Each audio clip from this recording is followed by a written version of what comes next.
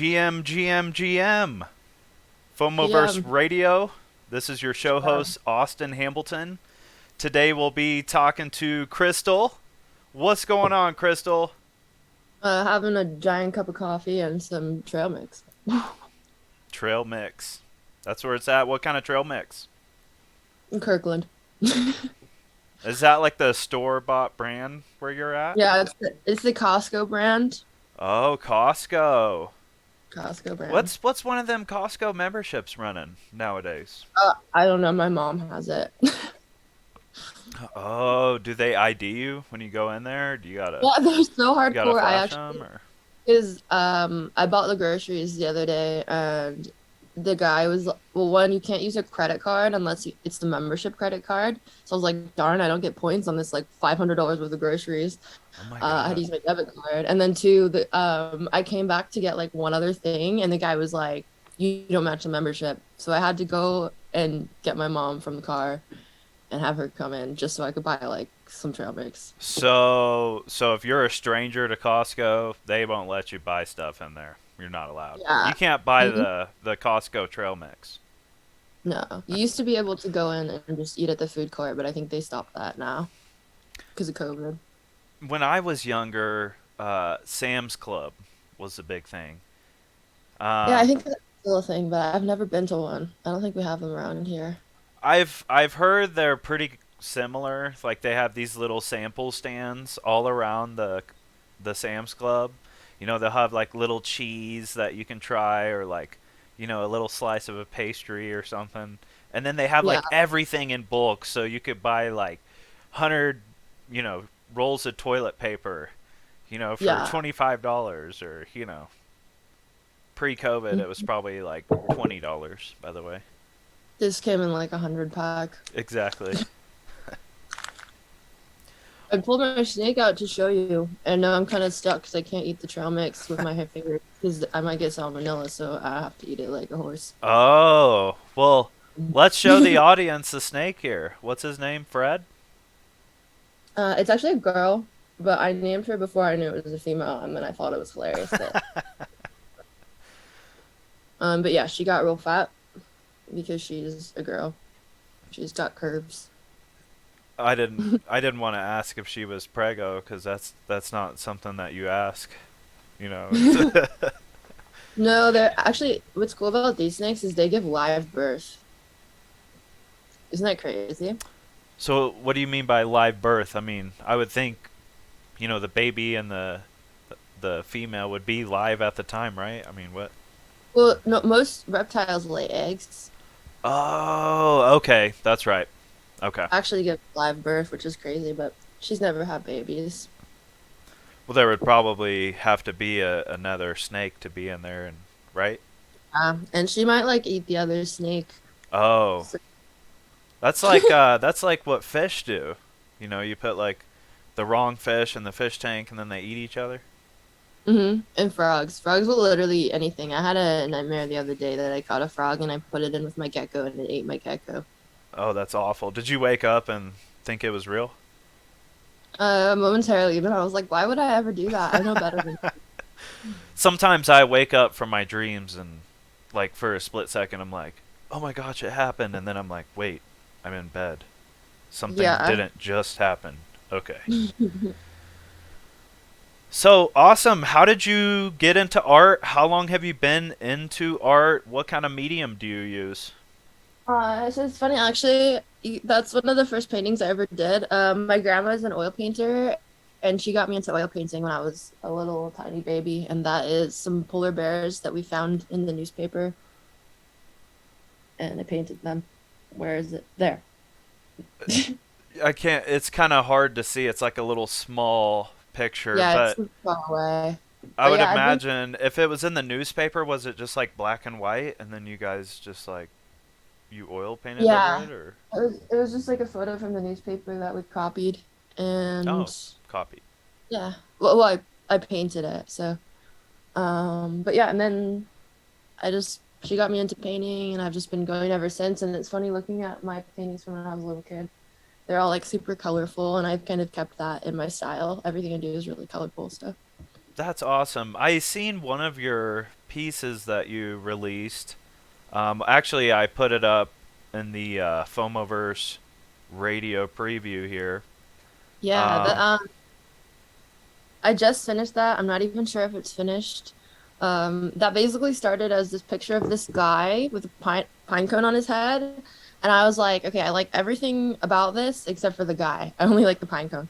Um, so then I heard about AI and I wanted to experiment with AI. So I took that into an AI program called Prose Painter, and I started like circling little parts and using AI to generate new stuff. And I used that to generate what I then used as a reference, which you can see kind of next to it. And there's another tweet with another photo that shows you the AI reference. And I use that thing that the AI generated then to inspire this piece. the piece next to it, is it the? Oh, there you see, like you can see the Okay. original there was the guy with the pine cone, and then the next one next to it was what I generated through AI by like Prose Painter is really cool. You can circle little parts of it and type words of prose of what you want it to generate in that area. So I kind of like had an idea of what I wanted, but I wasn't sure. So I used that to then generate this, which I used as a reference, and then obviously created uh all oil painted the final piece, which was the really colorful one with the moon. Not this one here. The first one. Yeah, there you go. This one. Yeah. That's so amazing. That pine cone is so detailed. It looks like I Thank, could just go and prick one of those little pine cone things out of it. thank you. Yeah, good job on that. And then the feathers too in the background falling off Yeah, from the I'm wing. still working on the clouds to be honest, but I wanted to like give myself like a benchmark and be like, I did it, guys.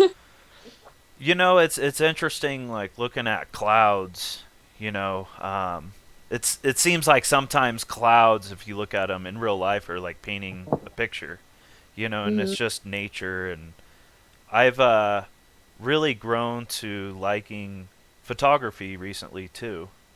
Mm. Um, I have a artist in my family actually. It's my aunt's brother, Mhm. and he does like photography. Then he'll do like some oil painting over it. It's pretty interesting. Oh, that's fun. That's Yeah, cool. yeah. He was on Super Rare like a few years ago. I think he's still Wow. like selling stuff, but shout out Robert. What's up, man? I don't know if you ever watch this, but you should.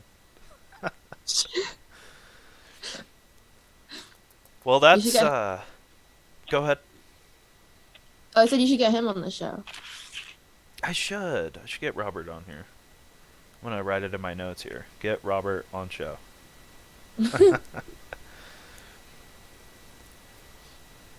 So what led you into POC and Fomoverse? My friend who I don't know, he like kind of was like, you should check this out. It's pretty cool, and kind of suggested I get a page, and I did. And I was kind of like curious about because he was doing one of the most interactive projects in the whole space, and I was really interested in that. And then I had my notifications on, and I was in the bathroom, and I got the ding, and I was like trying to like wash my hands and finish as fast as possible, so that I could go and claim it because I saw the tweet, and I lucky looked out and got one of them. Um, it was just funny. It was the most inconvenient time. Did you claim it on your phone? I couldn't. I had to run and use my laptop. I was Okay. trying on my laptop and my phone, and I was like, no, fuck. Yeah. So I ran and I was like, I did it on my laptop. But it was like basically when I got the notification, I had like my pants down. I was like, oh shit. That's hilarious. What a I feel like everybody that claimed the FOMO token. Oh boy, excuse me. Everybody that claimed the FOMO token, FOMOverse, everybody has like a different experience. Like I was on the phone with one of my best friends, which he regularly watches this show, Chris. You might have seen him on Twitter, King Chris. I think he's got a Distopunk as his PFP. Anyways, I was on the phone with him, and we were both trying to claim it. He Mm. was on his mobile and I was on my PC. And so we're like down to the wire, and we see this tweet come out, and we're going to the website fomoverse.gg. When I got there and tried to claim it, this screen came up and said, "Sorry, you're too early. You miss everything anyways." Yeah, it was so strange. Like I don't think I've seen that screen since. And Yeah. my buddy, I think he got the same screen. Well, I went in and refreshed, and it was a different screen. Mm-hmm. And I hit submit, whatever, claim the parcel, and then it was my MetaMask was spinning. So I went in there, I sped up the gas transaction, and then boom, it got approved. Did you have to speed up the gas? I don't remember. I just know like I always miss out on these kinds of things. Like I always miss my favorite artist mints. I always miss like all the good stuff. So I was just like unbelievably like, what? I got it. Wow. So I think I just did the transaction and I think it went through fairly fast. You might have been one of the first people. What was the token ID? Do you know? Was it relatively Let me low or check. high? I'll check my OpenSea real quick. I used to make it part of the intro where I would say your FOMO token ID, but I kind of stopped that because I've had some repeat people on, and it just kind of starts to like repeat itself. So I'm like, whatever. Hmm. Hmm.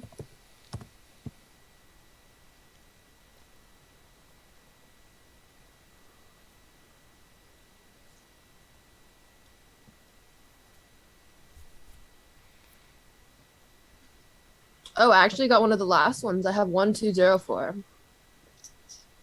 Oh my gosh, yeah, because there was one, two, three, four, right? Yeah, I feel like that's kind of a good number to have. That is a really good number. And then we are currently below 1,000 FOMOs left, I believe. Oh, what do you mean on the like people have them for sale or Just like overall remaining. So oh okay, people cool. burned them. Yes, so FOMO burn 328, and right now we have 906 FOMO remaining. I see. So people burn them for Ash on the website, huh? People burned them for Ash. I think right before Ash Chapter 2, we seen a couple hundred get burned. Mm. And as we were speculating, some of these people that would burn and FOMO into Ash 2 would be unsuccessful of getting the drop. So it was a really, really tough time for some people. Oh, so they lost their Fomoverse token and they didn't even get the Ash from burning. So they were burning their FOMO token for 333 Ash because at the time it was about half of high tier was 666, Mm. and they were saving up Ash for Ash Chapter 2.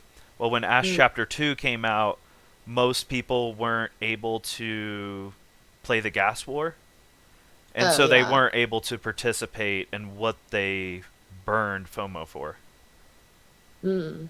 That It's sucks. just yeah, it was kind of just a tragedy watching that happen. But you know what? I think most of this stuff, if especially if you're going to stay in Web 3, this is just talking like broader. I think these Mhm. are all just really good lessons, just have a plan going into these drops, and if it doesn't go your way, like it's not the end of the world. Just Yeah, I've lost a lot of gas, like I said, like and missed out on artists like just like artist drops that I was waiting for like weeks or months or mhm. whatever, and just totally missed out because they went so fast. What's some of the recent projects that you've participated in? Um, so I'm not like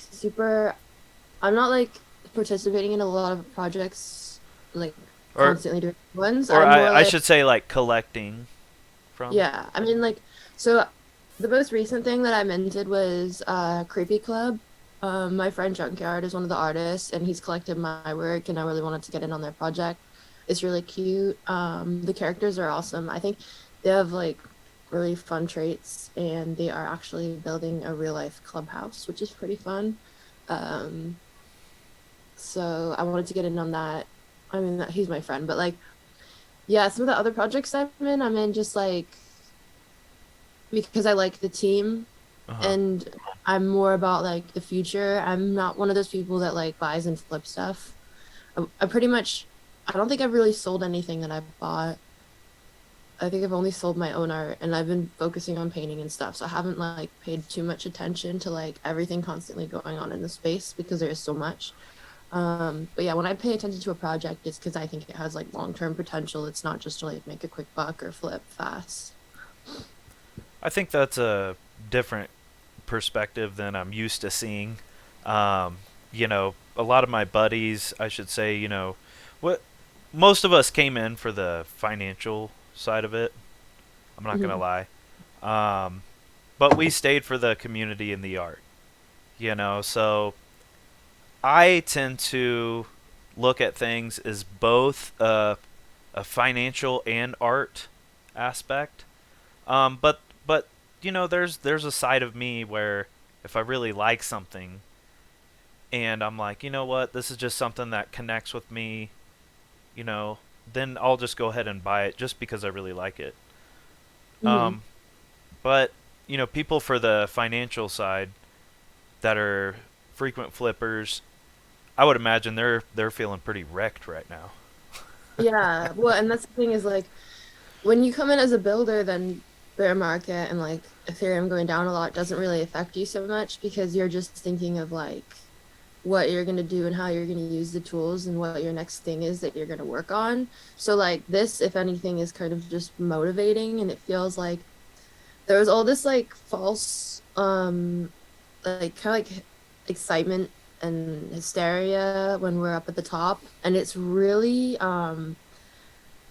as an artist it's actually scary and it's like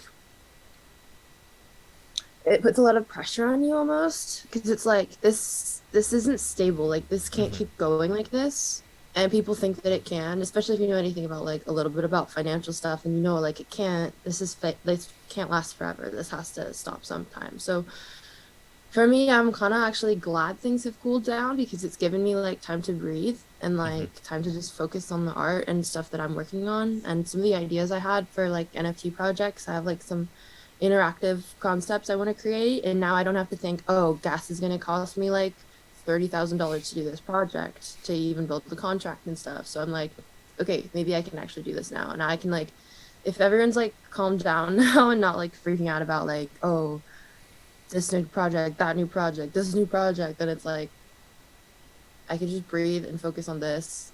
Even though I don't pay attention to that stuff, I do spend a lot of time on Twitter just to like see what's going on and because it is like a community there and I Hmm. do have like on Discord and Twitter. So like I do spend a lot of time on all the social media and like when people are constantly like, oh, you gotta get in this, you gotta do this, you gotta do this, you gotta do this, it's just like it's so overwhelming. So Yeah, social I'm gonna media can be good and or bad.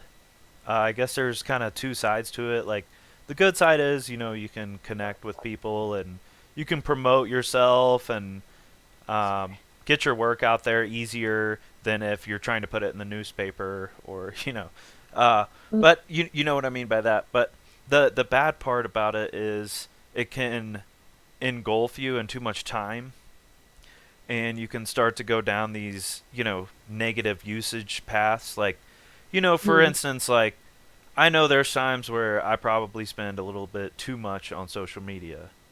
But Yeah. the good part about it is I've made a lot of connections on there. I've met a lot of new people and NFTs and just people I can relate to. So yeah, there's just two sides of social media. Yeah, I mean it's super useful, but yeah, at the same time, I definitely spend way too much time on it. But like as an artist, like I need a lot of input to create output, Hmm. and I do find like myself learning a lot from it, even though like I don't want to use that as an excuse for like spending all day looking at my phone. Well, you're curious what people think about it, and I think it's Mhm. good for artists to ask people and reach out and just say, hey, what do you guys think about this idea or this idea? And I think it'll Mhm. just help improve your skills and what you're trying to accomplish over time. Just like, with anything, if you're trying to improve in your work or you're trying to improve in a sport, you can always reach out to people that maybe have been in the space or done that thing longer than you and learn from that. So Hmm. Yeah, so it's good for that for sure. Also, like, one thing that's kind of fun is I always post because I get really excited about like little parts of a painting that I'm working on. So I post a lot of progress photos, and it's cool to like show the whole process and see when people connect with stuff. Like if they're like, "Oh, I liked it.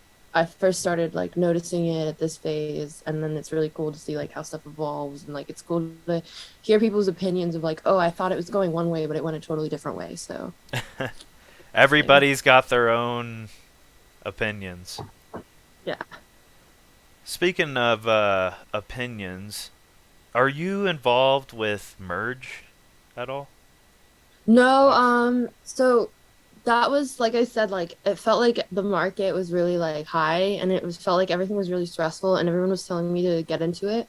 And I was like, "Ugh, I don't also I was it was literally minting when I was on site producing an art fair at Art Basel and it was probably the most busy, chaotic week of my life. So I didn't mint and I was just like I kind of just like stayed out of that one because I was like so busy with a real world thing and like our show went really successful. So I was like that week went really great. I nice, do wish congrats. I told week at that time, but yeah, And where was that located? in Miami during Art Basel. Miami. So we created a show. There's actually another one. The deadline to submit art was actually a few hours ago, I think. But I worked with this artist, Lena, who she's been doing art. She's her whole life. She's older than me, and she has this art fair called Wonder Fair, and she wanted to do NFTs. So she brought me on sort of as an advisor and to help her set up the screens and stuff for the NFT side of it. And we collaborated. We worked under, Trippy. Is he on Nifty Gateway? He's on everything. He's just at Trippy. He's got like millions of followers on Instagram and like I don't know how many on Twitter, but like yeah. So we worked with his team and we had like a section of an art fair and the whole thing was called WAG Miami. Basically it was just like a super cool NFT art show in Miami during Art Basel. It's definitely not this guy right here. Halo player. No, I don't think it's that guy. It's Okay, I not a was hit. like, maybe he's into Halo art. What else is he in? So, And Trippy World, it's that Trippy one, I think. World, Trippy Try that World, right one. here. It might be that. Try that. No, that's not it. Never mind. I don't. Hmm. I don't know what his. That's okay. We can just imagine it. They did like the hoverboards and jetpack projects. I don't know. They were minting hoverboards or jetpacks or something when we were in Oh, that's Miami. so cool. What if you could like pair a physical with a hoverboard NFT? I mean, that would be kind of fun, except for I think the technology for hoverboards is kind of lame. It's like a vacuum motor on a or a lawnmower motor on a plywood. Basically, they're really loud and Is it the one with the one little wheel on it and they're like balancing? oh, you mean like a one? I thought you meant like a literal hoverboard. Like people make those hoverboards using like a lawnmower engine where it actually. Oh, those are like those are like something you find on like America's Funniest Videos or Yeah, it's somebody's like in a their high school backyard. science fair project. It's like it's plugged in and then they like fall off and like hit their head or something like I'm Yeah. talking about like the ones with like the wheel and then it's Oh like the yeah. little wood and then I see people like balancing Hmm. on that thing and going down. The vehicle of nerds. Yeah, yeah, exactly. It wouldn't be I think bad if I think they did like a snowboard run where they were making people snowboards. yeah, what if you could get the NFT and then you get the snowboard, a physical with it? I think no, I think that's what they did. But I think you had to Oh, buy the snowboard separately. I remember being like, well, if you already I noticed like a lot of these projects, like the mint is so expensive and the project is generating so much income for the team. I right. always wonder like why is the utility you get to buy the merch? Why isn't the merch just like included? I've always wondered that, especially for like teams like Bored Apes and stuff. Like they're making so much money. The fact that they just want more money from the community, I think, is hilarious. There was actually a post yesterday about it, and shame on me for not like going into detail reading it, but it said something along the lines like, "I paid 300,000 for a Bored Ape Yacht Club. Why should I have to go to these parties to get another kind of hidden access? Why can't I just get access?" Hmm. I'm like, that's a pretty good point. 300K. Like, why do you have to like physically go somewhere? But I don't know. I think it's just kind of fun, for like the party side of it. But definitely, like if they're like selling merch and making you pay extra, I think that's kind of BS. Yeah, I think that that's really silly, and that's like it's so scummy. Like, yeah, By the way, I do not own any Bored Apes or me any of neither. that. Like I said, I stay away from like all those like especially the big projects. It's just like that's so much money to sink into an asset, especially that huge. And like I did recently, Ryder Rips is doing sort of a satirical mint on he's calling them Ryder Rips Bored Apes. I've And seen it's those. Yeah. literally the exact same art. So I had him mint me one of those. That's the last thing I minted actually, I think. Just because I thought that was funny and like I was like this because he's like actually saying something in the space. I was interested. I really am interested in teams and projects that have a strong opinion.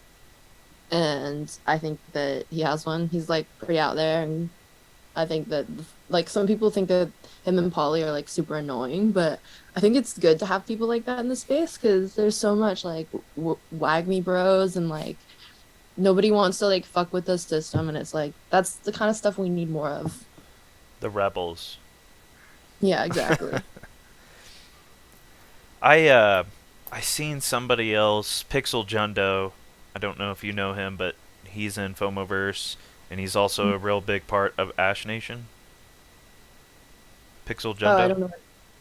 I am so out of the loop with all these pack things. That's okay. Like I'm in so many discords and like I pretty much just go on and talk to my friends at this point, which is I know it's kind of bad to keep your circle so small, but like that already takes so much time out of my day that I'm like I can't possibly just keep like going in and looking at every chat room of every single Discord I'm in. It's so much.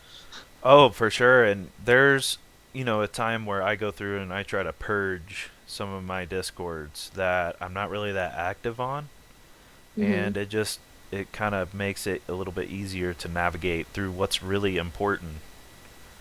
Hmm. But I mean, that's really hard to do, because if you've put like any small effort into the Discord or getting to know anybody, you just feel like you're like turning your back on them. At least that's how I feel when I do it. So, I mean, so like there's another project that I'm pretty deep into.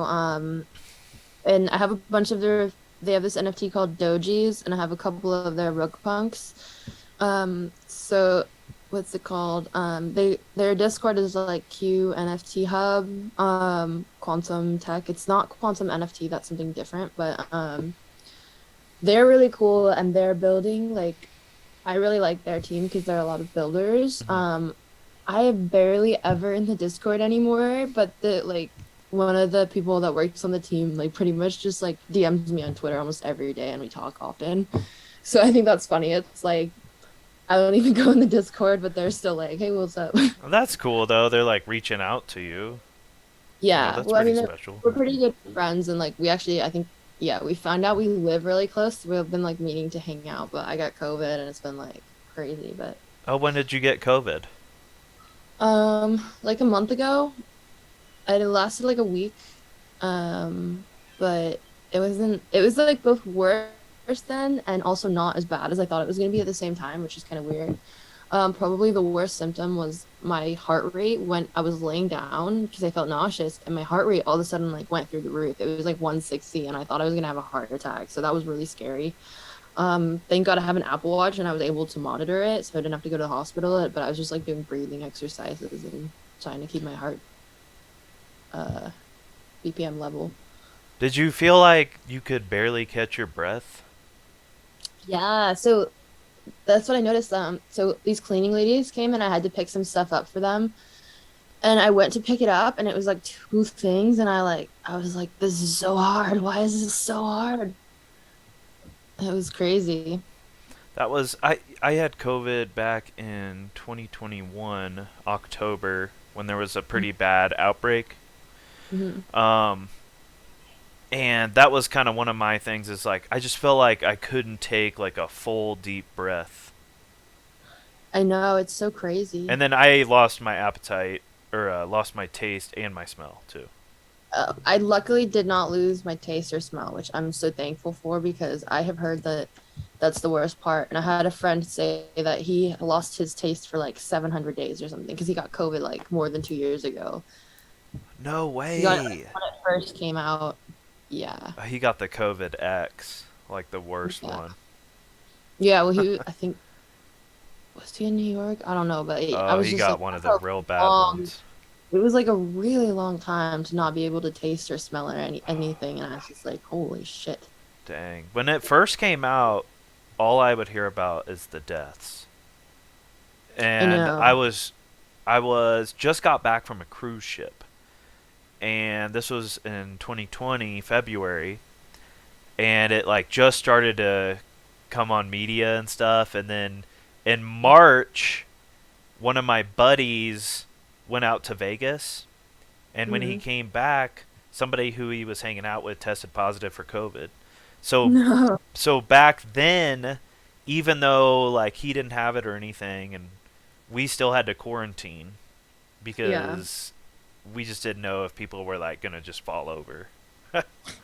Yeah, I mean, it was really scary. It's like now I'm like, when I got it, I'm like, this isn't like, I didn't have to be worried at all, but also this was probably a more minor version because of the evolution of it. Like, it Yep. didn't affect me very strongly. I don't know.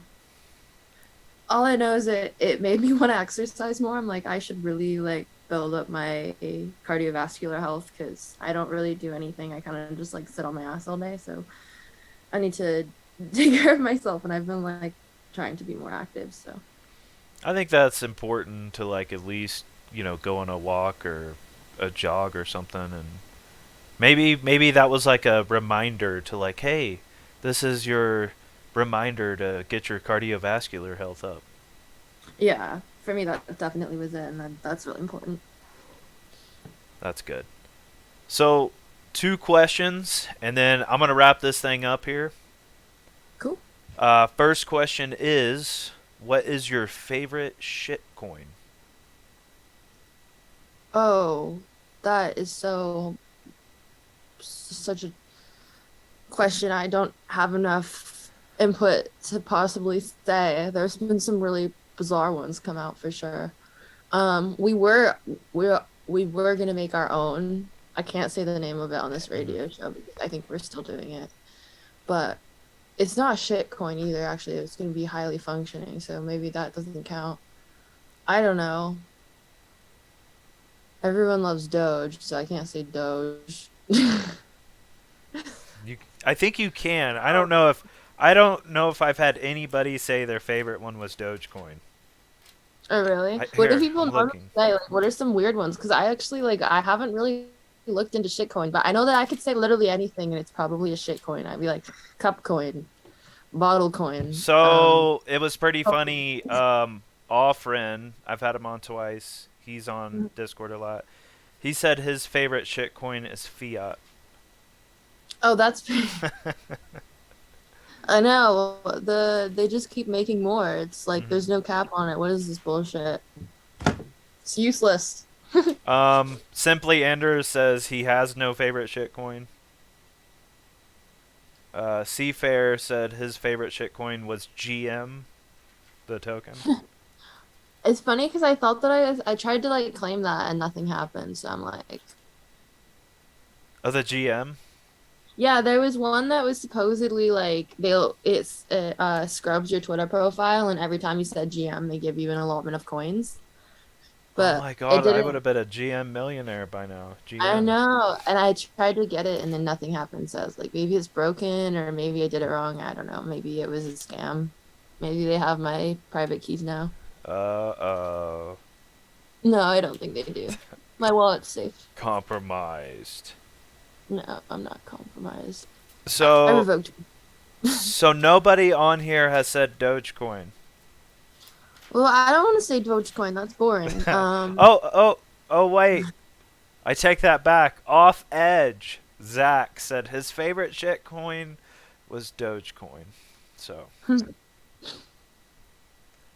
don't know. I don't know. Yeah, I don't think I have a favorite okay, shitcoin. we'll I go with wish that. I No could like favorite. participate in the meme, but Okay, second question. Last question here. What is your favorite cryptocurrency? oh man. I don't know. I think like I have the most money in ETH, but ETH like kind of sucks. Gas is so lame. I mean, everybody wants me to say Ash here, right? No, you don't have to. You can say whatever. I've recently gotten into wax stuff and gaming, Oh. and that's pretty fun. Wax is cool because Mhm. there's no gas, and it's like one of the most used chains. I don't know. I don't know. You guys want me to have like favorite currencies? I'm not really. I'm just an artist. That's okay. But My you could favorite, have no favorite crypto either. my favorite crypto is the one that people give me. Free crypto. That's your favorite one. Free crypto that is very valuable. Thank you. I will take it all. My address is crystal.eth. All right. Well, thank you so much for coming on, Crystal. Yeah, no problem. Thanks for having me and Fred. If you guys want to donate or go look up Crystal, where can they find you? I'm pretty much just at Crystal Shot on everything, and if I'm not at Crystal Shot, then I'm just at Crystal because a lot of the Web3 stuff at Crystal wasn't taken yet, so I jumped in and grabbed it. So like I think on Foundation I'm at Crystal and like on OpenSea. I also have my own on Cyber Gallery if you want to see the paintings I've done recently that are available. I have four oil paintings up there and one digital painting. Actually, one of the four oil paintings I am donating to Meta Pride's show this, which is going to be this month, and then 80% of the proceeds are going to their program, which is going to help LGBTQIA plus in Web3, Nice. which I think is cool. And other than that, yeah, just at Crystal Shots right down there. All Thanks. right. Thank you. Thanks, Fred. You guys take care. Oh, you can find the On Cyber Gallery in my Twitter bio. It's just oncyber.io/crystal. Cool. Perfect. Well, go check out Crystal and hit that like button, guys. Share, subscribe. Thanks for coming on. Sure. Thanks for having me, Austin. Peace out.